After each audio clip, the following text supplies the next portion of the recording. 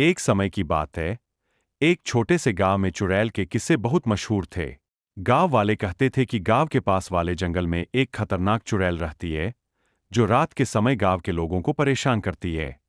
दिन में सब कुछ सामान्य रहता, लेकिन रात होते ही अजीब घटनाएं होने लगतीं। लोगों को अजीब अजीब आवाजें सुनाई देती, पेड़ों की शाखाएं हिलने लगती और कुछ लोग दावा करते कि उन्होंने काले साए देखे हैं। गांव के बड़े बुजुर्ग कहते थे कि यह चुड़ैल गांव की एक पुरानी औरत थी, जिसने गांव के लोगों के साथ बुरा व्यवहार किया था। गांव के लोगों ने उसे समाज से निकाल दिया था और वह जंगल में जाकर रहने लगी। उसकी मृत्यु के बाद उसकी आत्मा को शांति नहीं मिली और वह चुड़ैल बनकर गांव वालों से बदला लेने लगी।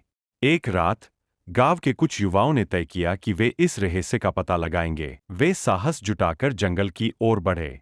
जंगल में घुसते ही उन्हें चारों ओर अजीब अजीब चीजें दिखने लगीं।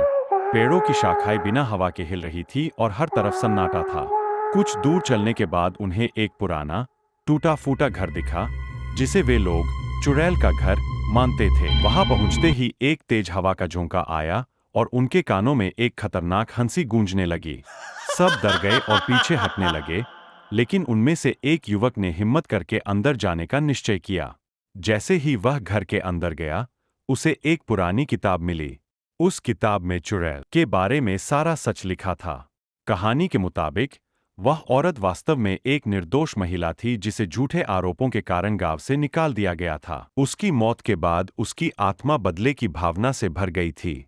लेकिन किताब में यह भी लिखा था कि यदि कोई उसकी आत्मा से माफी मांगे और उसके साथ हुए अन्याय को माने, तो उसकी आत्मा को शांति मिल सकती है। युवक ने गांव लौटकर यह बात सबको बताई।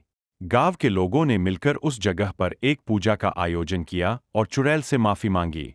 इसके बाद वह चुड़ैल कभी दिखाई नहीं दी और गांव फिर से सुरक्षित और शांतिपूर्ण हो गया। इस घटना के बाद गांव वालों ने सीखा कि हर कहानी के पीछे एक सच छिपा होता है और हमें बिना समझे किसी पर आरोप नहीं लगाना चाहिए।